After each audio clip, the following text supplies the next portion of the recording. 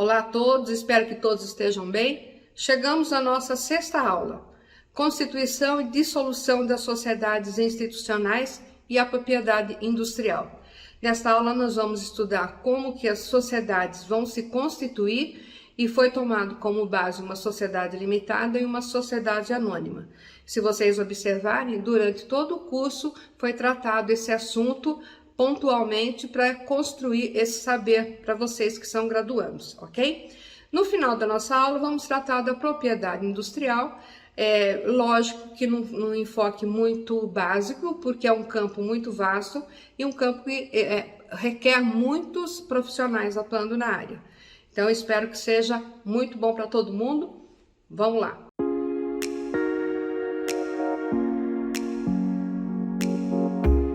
Olá a todos, espero que todos estejam muito bem. Vamos iniciar hoje a nossa aula 6, que encerra esse curso muito breve de Direito Empresarial.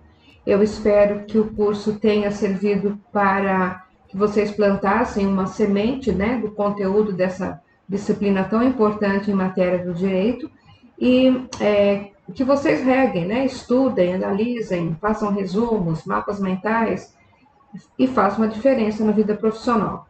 Esse curso teve a intenção de plantar algumas sementes e vocês, durante a vida profissional, vão regar e vai crescer e gerar excelentes frutos. A nossa última trilha, o nosso último passo nesse curso vai tratar da dissolução da sociedade empresarial, em especial da sociedade limitada, vai tratar da liquidação e apuração de haveres, da dissolução parcial, dos sujeitos à dissolução ou na dissolução, da dissolução na sociedade anônima e a propriedade intelectual, ok? Então vamos lá. A dissolução nas sociedades limitadas, elas se processam de uma forma bastante simples e que ao mesmo tempo é bastante trabalhosa para o profissional do direito e bastante rentável no sentido da prática profissional. Quando nós falamos em dissolução de uma sociedade limitada, nós estamos tratando da perda da personalidade jurídica definitivamente, certo? Então, essa dissolução, ela pode ocorrer de uma forma judicial e uma forma ou extrajudicial. E ela pode ser total ou pode ser parcial. A dissolução, ela é total quando todos os vínculos entre os sócios se dissolvem, acaba, zera. E a parcial quando desvincula um ou outro sócio, mas a sociedade continua, ok? Bom, mas ela também pode ser judicial ou extrajudicial. O que nós temos quando se trata de dissolução judicial? Os sócios não entram num acordo, os sócios não conseguem se entender, então é judicializado aquele procedimento, que nós já falamos lá na aula 3. Então, se necessário uma sentença, para que se dissolva a sociedade, então o caminho é a judicialização. E essa judicial se processa de uma forma muito simples, que é o distrato ou então a alteração do contrato social. Certo? Mas será que qualquer razão serve para que se dissolva a sociedade, assim, de vez, totalmente? Vamos ver quais são essas possibilidades.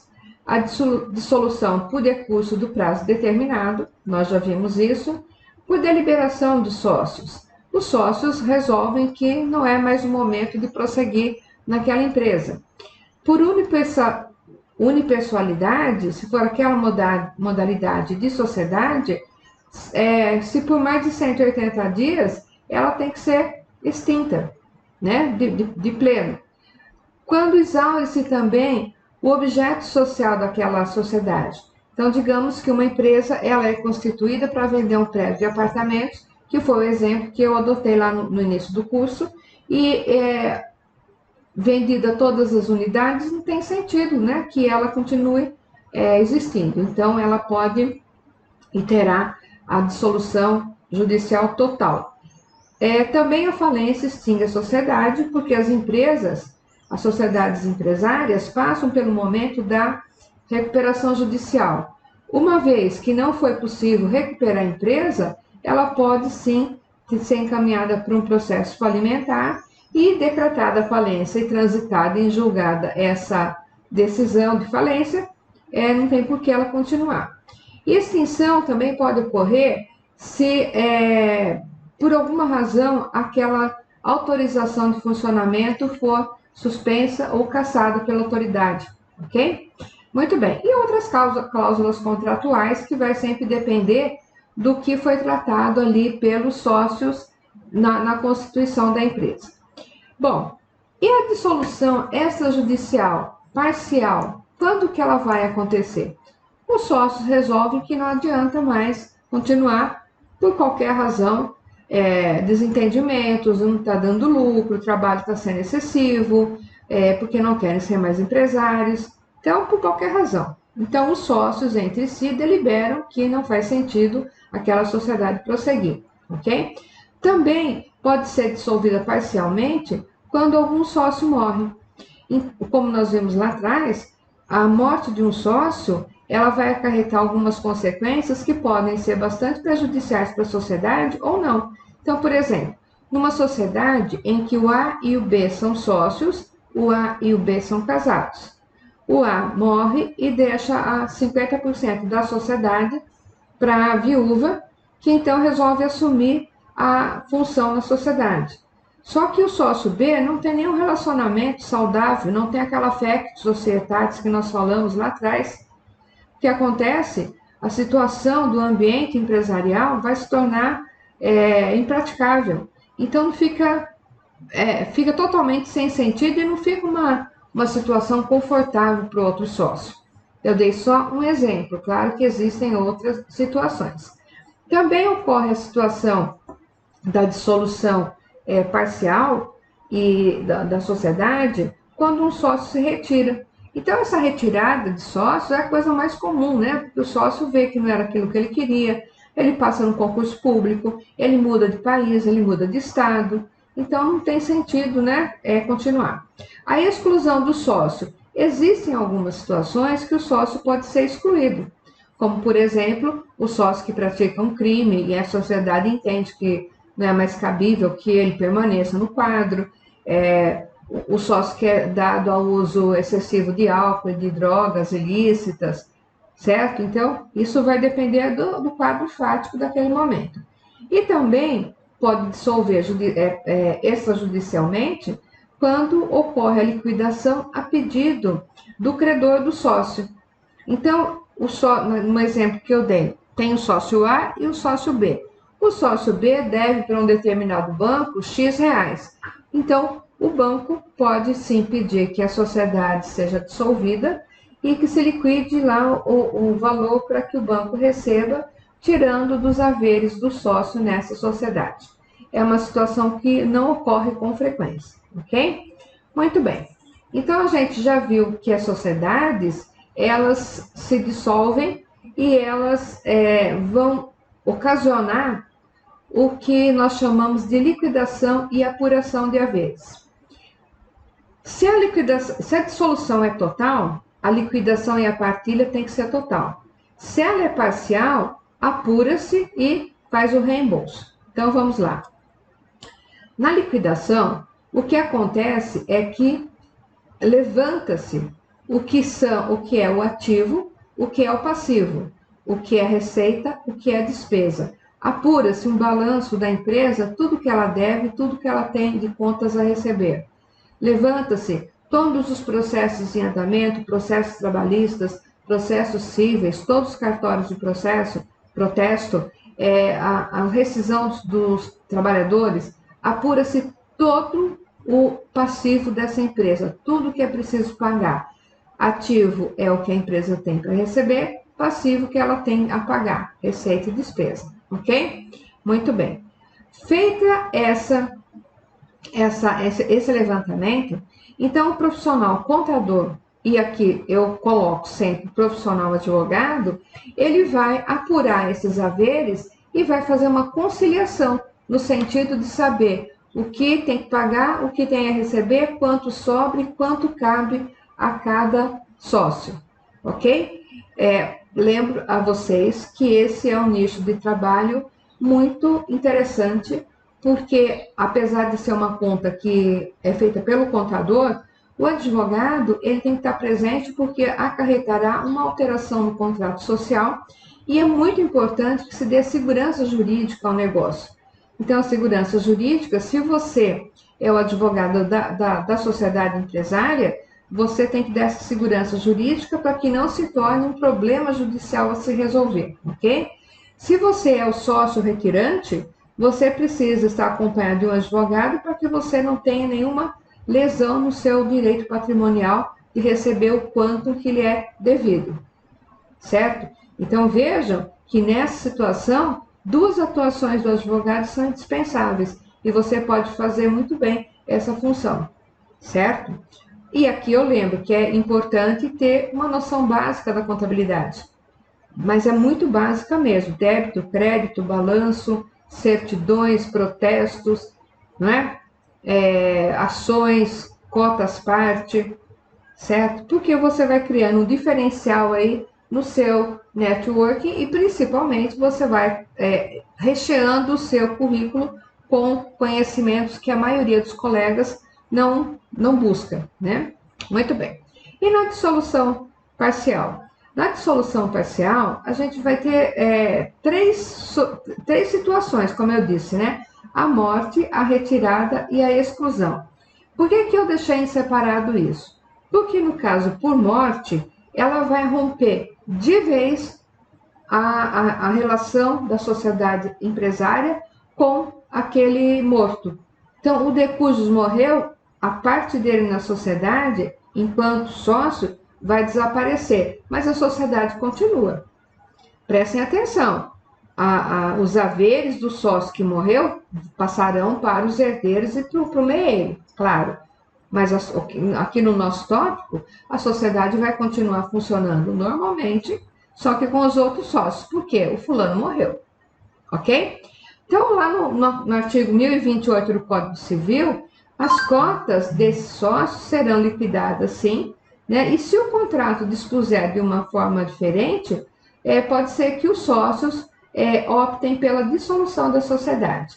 E aqui eu volto lá no começo que nós falamos sobre a constituição de uma sociedade empresária.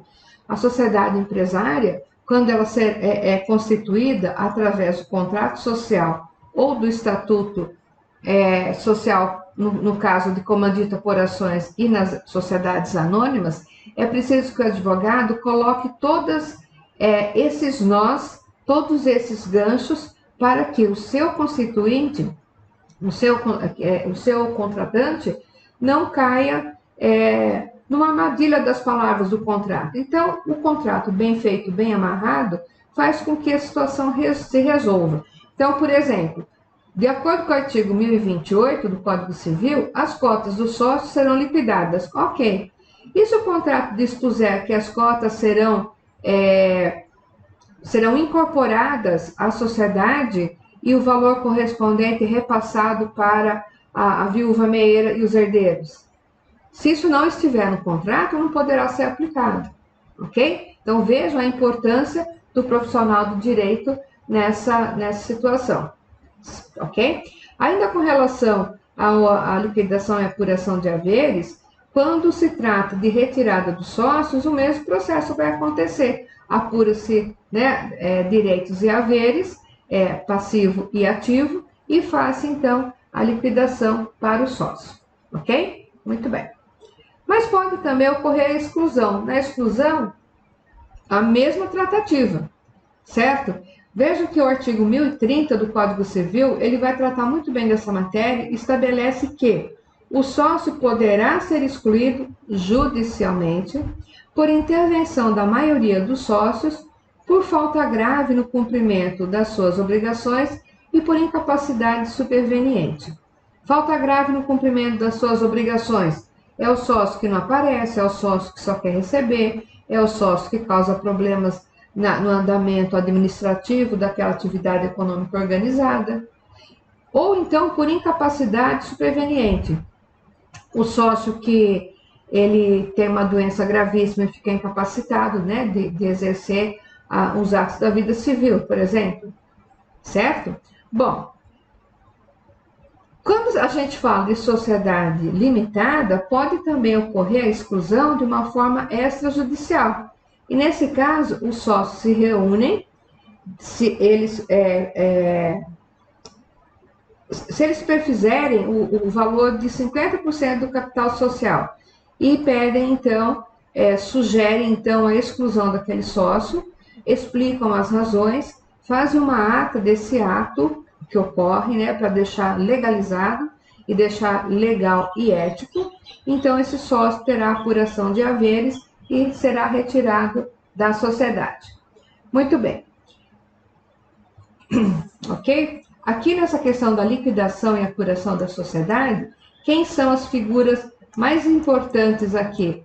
O contador, que claro que eu não consigo escrever, e o advogado, tá? Você se lembra lá no começo que eu disse para vocês que quando se constitui uma empresa, se você já amarra um contrato de prestação de serviços, ainda que seja com um valor pequeno, você terá trabalho durante todo o tempo que a sociedade existir.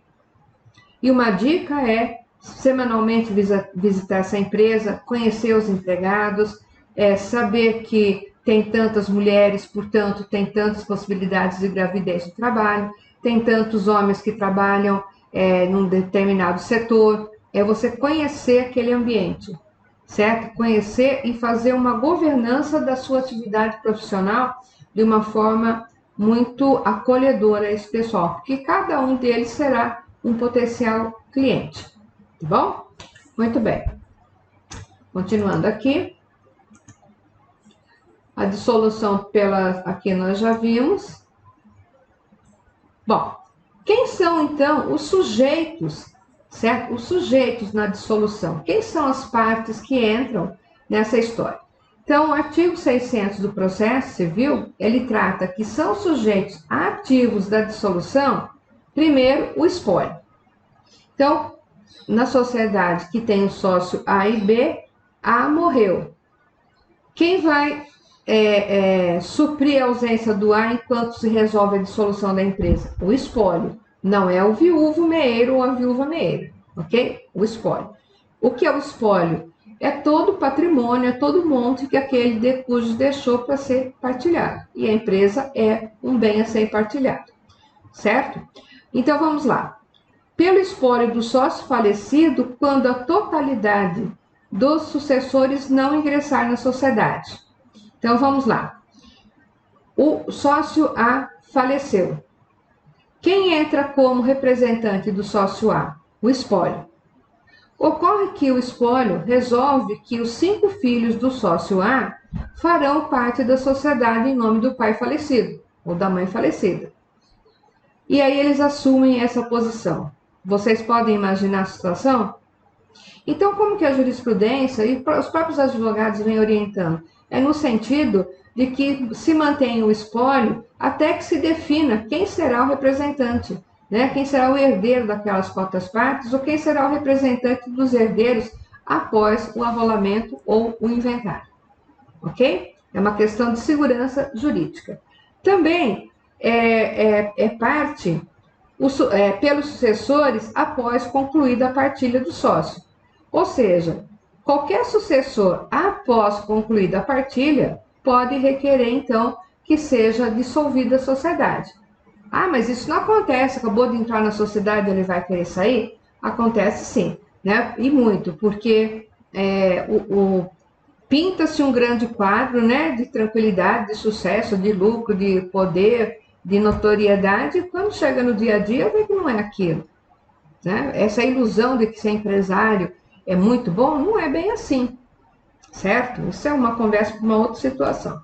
Bom, também é sujeito na dissolução os sócios sobreviventes que não admitirem o ingresso do espólio ou dos sucessores. Em que sentido? O sócio A e o sócio B. O sócio A morreu e aí o espólio do sócio A vai entrar no lugar. Ele pode fazer isso? Pode. Só que o sócio B pode falar, não, eu não quero, eu quero dissolver a sociedade e está fora do meu radar ter essa turma aí comigo. Então, ele pode sim requerer que seja dissolvida a sociedade. Porém, lembrando de novo, tem que ter uma cláusula lá no contrato dizendo: no caso da morte de um dos sócios, a sociedade se extinguirá de pleno direito, ou aí você coloca a cláusula que for. Faça um curso só de contrato social e estatuto social, eu já falei para vocês, certo? Bom, a outra forma, pela sociedade nos casos que a lei não autoriza a exclusão extrajudicial. Se a lei fala que não pode ser extrajudicial, então que se faça judicialmente. E um caso que ocorre muito e que é bastante trabalhoso, mas muito bom de se trabalhar. Quando o sócio excluído, por uma análise dos demais sócios de que ele não servia, que ele não tinha um comportamento, que ele causava problemas à sociedade, esse sócio excluído pode entrar com a exclusão da sociedade, né, dos quadros societários. Em que sentido? Bom, eu fui excluído porque vocês acharam que eu não era do bem, então agora eu vou lá para a justiça e quero o encerramento da empresa. Então, isso causa um grande tumulto processual, um grande tumulto empresarial, porque com a entrada desse sócio excluído judicialmente pedindo a dissolução da sociedade empresária, os outros sócios vão ficar de mãos atadas até que se conclua esse processo. Tá certo? Então, aqui entra também o orgulho próprio ferido, a justiça, né? Porque talvez ele tenha sido excluído sem que houvesse razão técnica para isso. Então, é uma situação que ocorre bastante mesmo. Ainda o artigo 600 do processo, ele amplia um pouco mais a questão da dissolução empresarial, quando, por exemplo, no casamento, o sócio A é casado com o sócio B. E esses dois sócios se casam e a vida é linda, compra geladeira, põe um pinguim em cima da geladeira e tudo maravilhoso. O casamento dura 6 meses e eles resolvem se separar. Quando, por ocasião do divórcio, eles colocam lá, dentre os bens do casal, a empresa. Então, nesse caso, o juiz pode determinar a dissolução da sociedade, cada um pega a sua parte. Ou podem as partes fazer um acordo, né, em juízo, né, por ocasião do divórcio, dizendo que as cotas partes do cônjuge A passam para o cônjuge B. Certo? Que é mais difícil acontecer isso, porque separação é sempre um ato tenso, né? Um ato bastante forte. Bom, outra coisa que é muito importante é que quando a gente fala de dissolução da sociedade, o próprio juiz já fixa uma data que vai resolver, que vai ocorrer a resolução da sociedade. E ele estabelece quais são os critérios para isso. Vocês percebem aqui como é importante o advogado ter feito esse contrato, saber das cláusulas, estar ali presente? Ele está trabalhando corretamente, eticamente e com responsabilidade profissional, ele está trazendo para a sua cartela de atividades jurídicas uma gama muito, muito interessante, muito importante de prováveis clientes. Eu falo por experiência própria. Eu tenho empresas que eu fiz o contrato social batido à máquina lá em 1984, que até hoje são minhas clientes. Já casou gente, já morreu, já nasceu filho já morreu, já teve de tudo. E eles continuam meus clientes. E cada um que morre, eu faço inventário, quem casa eu faço separação, tem uma ação de execução, o escritório que faz a defesa, certo? Então, pensem nisso com muita atenção. E lembrando também que esse é um segmento que você pode trabalhar e tem em paralelo N outras atividades, porque um bom controle, um bom software de escritório da advocacia e um bom preparo tecnológico do profissional advogado, ele faz isso assim, usando meia hora do seu dia para tomar conta de 4, 5 empresas nessa questão societária, tá bom? Então, aqui fica mais uma dica. Procurem fazer um currículo, certo? Vocês já devem ter o currículo lá inserido na plataforma CAPES, que é o lattes, né, .cnpq.br. façam esse currículo e vejam, e nesse currículo vão acrescentando cursos, vão fazendo cursos. Quanto mais curso você coloca nesse currículo, mais valor você tem no mercado. E não pensem vocês que são cursos que, eu quero fazer um cursinho para ganhar um certificado. Não, gente, isso aí é coisa que não faz sentido. Então, faça um curso que tenha um certificado, mas que acrescente saber para você, que você faça diferença nesse mercado tão competitivo. Volto a falar o que eu disse na primeira aula. O direito, as escolas de advocacia, os cursos de direito, não são ilusórios no sentido de que eu vou terminar a faculdade, vou tirar minha carteira da ordem, vou demorar 5 anos para tirar, mas eu vou tirar, e eu vou ter um escritório lindo, andar de terno, já no cabelo, maravilhoso, cheiroso, ganhando muito dinheiro. Isso não é verdade. É preciso que o advogado tenha diferenciais para que ele possa competir nesse mercado que é competitivo, mas é mais que competitivo. Se compete não na busca do cliente e na busca do honorário justo e ético, mas compete também no sentido de que aquele que sabe mais vai sempre trazer mais clientes para ele e vai desequilibrar o mercado. Porque, infelizmente, tem muitos colegas advogados que só cursaram direito e deram a sorte de tirar a carteira, mas não tem esse traquejo no dia a dia profissional. Portanto, procurem se atualizar, procurem ler mais e façam todos os cursos que aparecerem na frente de vocês. Mas eu não tenho dinheiro. Faça os cursos gratuitos e quando você tiver dinheiro, você faz um pago, mas vão atrás, tá bom? Bom, continuando então. E nas SAs, como que acontece nas SAs? Nas SAs, vai acontecer quando lá no estatuto, olha de novo o advogado funcionando aí, ela vai se dissolver de pleno direito, porque transcorreu o prazo, porque o estatuto previa que concluída a construção daquela ponte, daquele viaduto, então terminaria, ou então quando a Assembleia Geral se reúne, né, e fala que não quer mais. Ou então, quando um único sócio, um único acionista está na sociedade, então não faz sentido ela se manter.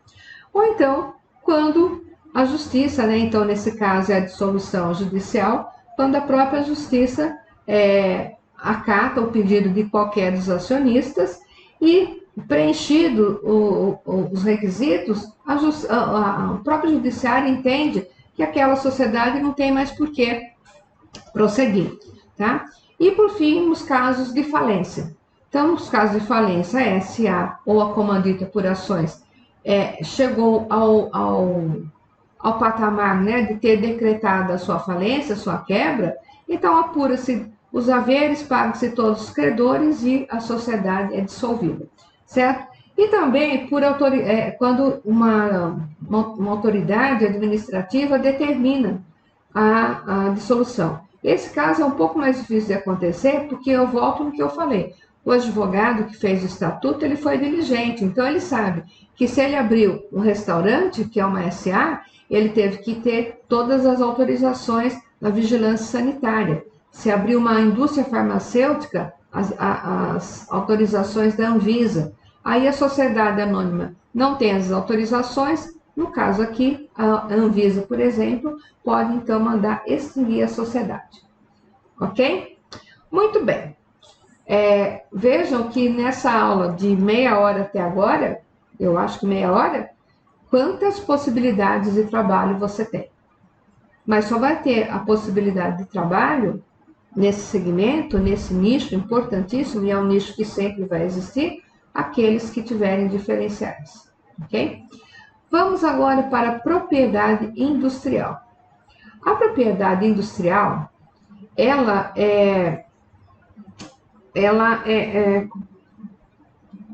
como que eu vou dizer? É um conjunto de direitos que decorre da minha capacidade intelectual de criar. A propriedade intelectual, ela depende da criação do intelecto humano. Olha só que da hora. Vou dar um exemplo. Qualquer lugar que a gente chegue, deixa eu ver se eu consigo desenhar isso. para vocês entenderem o que eu estou falando. Ah, eu não vou conseguir. Não vou conseguir. Mas se eu fizer isso aqui, ó. Gente, não é um coração, não. Ah, não consigo. Eu queria desenhar o M do McDonald's. O M do McDonald's é... Se você chegar na China e você olhar esse Mzinho lá no cantinho, você sabe que é o M do McDonald's. Essa marca, esse desenho, alguém criou. E por isso que ele tem um valor que não tem preço. E por isso que ninguém pode usar esse símbolo, o M do McDonald's. Ok? Então, é nesse sentido. A propriedade industrial, ela decorre da propriedade intelectual que todo ser humano tem de usar do seu intelecto para criar coisas, para inventar. Por isso eu dei o exemplo aqui do McDonald's. Agora, imaginem outros inventos, certo? Pois bem, a propriedade intelectual, então, ela vai abranger o quê? Tanto o que é invenção, quanto a criatividade humana. Então, alguém inventou o software, o Windows. De quem é a propriedade? Do Windows. Alguém inventou o desenho do McDonald's. De quem é a propriedade? Do McDonald's. Ok? Bom, a Declaração Universal dos Direitos Humanos trouxe para o estudo da propriedade intelectual, trouxe que toda pessoa tem o direito a essa proteção, tem a proteção desse interesse moral, desse interesse material, em razão do que produz, do que escreveu, do seu TCC que você fez lá e ralou muito para fazer, que são suas palavras. Ou seja, quando a gente fala em propriedade industrial, nós estamos indo além da questão da indústria, ela abrange essa capacidade intelectual de se produzir, de se inventar alguma coisa e de inventar de uma forma que vai gerar um direito garantido daquele que criou, daquele que utilizou o seu intelecto para aprender. Então, dentre as propriedades da propriedade intelectual, a gente tem o direito autoral, que é o direito do autor. Então, o direito do autor, ele é dele. Quando eu escrevo um texto, eu tenho que colocar quem disse aquilo. Vocês reparem que em todos os conteúdos que nós apresentamos, lá no final tem a bibliografia que foi utilizada, certo? Então, isso é muito importante e faz parte do respeito à dignidade da pessoa humana, porque foi utilizado o intelecto dela para produzir alguma coisa, certo? Mas também fazem parte desse contexto da propriedade intelectual aqueles que são denominados os direitos conexos. O que são direitos conexos? A música, o cinema. Então, alguém criou lá uma música, a ele pertence aquele som, aquela melodia. E aqui vou de novo fazer um alerta. Tem colegas que atuam só nesse segmento da área da propriedade industrial. Quando a gente fala propriedade industrial, nós estamos falando o mesmo aqui no nosso contexto de estudo, que é a propriedade intelectual. Tá? Eu vou chamar de intelectual para não confundir com indústria de fazer máquina, essas coisas, tá? Só para ficar mais fácil. Então, a propriedade intelectual tem colegas que atuam só nesse segmento. E é preciso que ele vá ao INPI, que é o Instituto Nacional de Propriedade Industrial, faça todo o procedimento de registro, certo? As patentes, elas são aquelas que a empresa, adquirindo uma sociedade empresária qualquer, que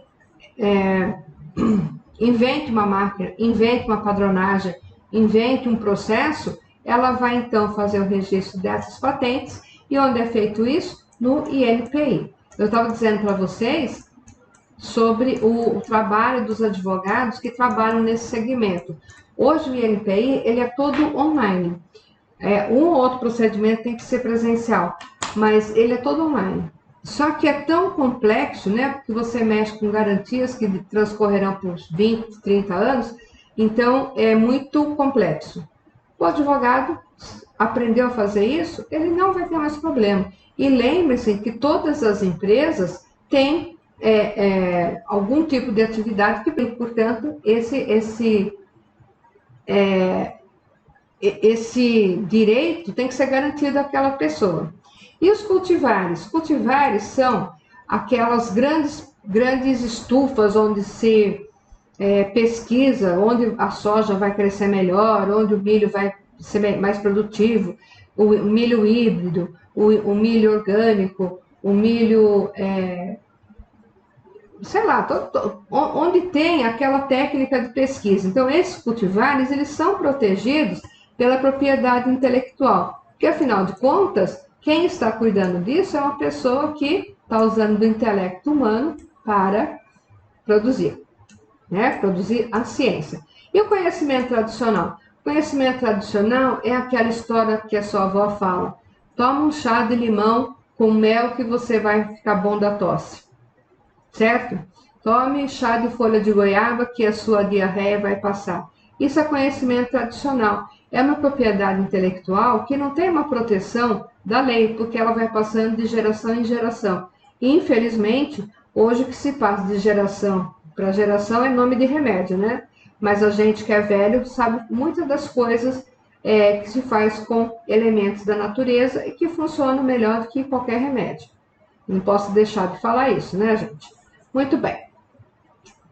Esse segmento do nosso estudo aqui, gente, é maravilhoso. Pena que eu não posso me aprofundar em nada deles, mas é muito interessante mesmo e eu acho que vocês deveriam se apegar e estudar também. Pois bem, aqui é a nossa bibliografia, né, que eu sempre coloco.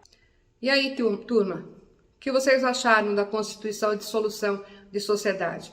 Como eu disse no transcorrer do curso, quando falamos de Constituição, a presença do advogado é indispensável. Quando nós falamos de dissolução, a presença do advogado é indispensável. Então, nesse lapso de tempo entre o advogado constituindo a empresa e o advogado participando da dissolução, você tem um espaço para atuar como um contrato de honorários nessa empresa, né, atuando na advocacia preventiva. Pensem nisso, que é um nicho de trabalho. Quanto à propriedade industrial, nem se fala, né? Nós temos todas as empresas hoje, desde o site, a marca, o logotipo, a patente, o desenho industrial, a marca propriamente dita, precisam sempre de um profissional que saiba utilizar as ferramentas disponíveis no INPI para tratar desse assunto. Portanto, nada de moleza, busca a sua qualificação aí, ok? Espero que todos tenham gostado do curso, sigamos em frente, sem moleza e sem falta de motivação. Tem que seguir em frente, ponto, acabou, ok? Obrigado para todos.